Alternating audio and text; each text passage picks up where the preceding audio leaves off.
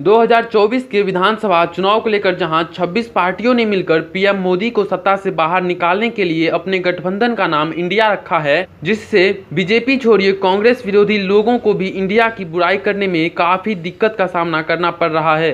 इसीलिए कई लोगों के द्वारा कोर्ट में इसके नामांकन को लेकर केस कर दिया गया है। हमारे देश के विश्व प्रसिद्ध नाम इंडिया को भी बदलने की सिफारिश यह करते हुए की है कि इंडिया नाम गुलामी का प्रतीक है। तो आखिर कैसे पड़ा हमारे देश का नाम इंडिया, तथा क्या है हमारे देश के नामांकन का पूरा इतिहास, तथा क्या हमारे देश का इंडिया नाम सच में गुलामी का प्रतीक है, चलिए जानते हैं आज के इस वीडियो में। तमिलनाडु के मुख्यमंत्री के बेटे स्टालिन ने जैसे सनातन धर्म को डेंगू के मच्छर और मलेरिया से भी घटिया बताया है, उससे इस बयान से पूरे देश में आक्रोश का माहौल है तथा लोग उससे माफी मांगने के लिए बोल रहे हैं। लेकिन गठबंधन इंडिया के नेता ने इसे व्यक्ति की आजादी से जोड़कर पल्ला झाड़ लिया है, जिससे अब इंडिया गठबंधन के रीनेम की बात पूरे देश में जोरों शोरों पर चलने लगी है।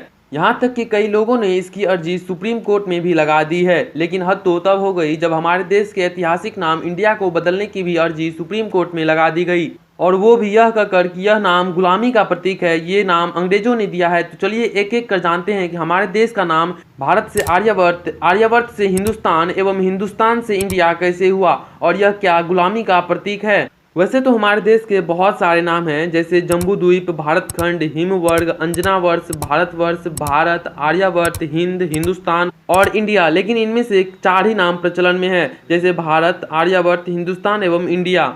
इन सभी नामों का एक अलग ही इतिहास है, तो एक एक कर जानते हैं चारों नामों को। सबसे पहले भारत का नाम भारत कैसे पड़ा, तो चलिए जानते हैं। कहा जाता है कि भरत के नाम पर ही हमारे देश का नाम भारत पड़ा है, लेकिन पौराणिक काल में अनेक भरत हुए जिनके नाम पर भारत का नाम पड़ा हो सकता है। लेकिन जो लिखित प्रमाण है कि महाभारत के समय शकुंतला और पुरुवंश राजा दुष्यंत के पुत्र का नाम भरत था, जिन्हें आशीर्वाद मिला था कि आगे चलकर यह महान सम्राट बनेगा तथा इनके नाम पर इस पूरे भूखंड का नाम भारत प्रसिद्ध होगा, जो बाद में सच भी हुआ और हमारे देश का नाम भारत प्रसिद्ध हुआ। फिर है आर्यावर्त। जब इस धरा पर कोई निवास नहीं करता था, तब सबसे पहले आर्य लोग ही इस भूखंड पर बसने आए थे, जिसके बाद इस भूखंड का नाम ही आर्यावर्त प्रसिद्ध हुआ था। तीसरा सबसे प्रचलित नाम है हिंदुस्तान। यह बात है उस दौर की जब तुर्की एवं ईरानी भारत आ रहे थे, तो जब वे लोग सिंधु घाटी में आए तो उसे सिंधु कहने में प्रॉब्लम हो रही थी, जिस वजह से सौ को ह पढ़ देते थे और सिंध से हिंद हो जाता था, और आगे चलकर इस पर बसने वाले सभी लोगों के लिए हिंदुस्तान नाम प्रसिद्ध हुआ। और हमारे देश का वर्ल्ड फेमस नेम इंडिया।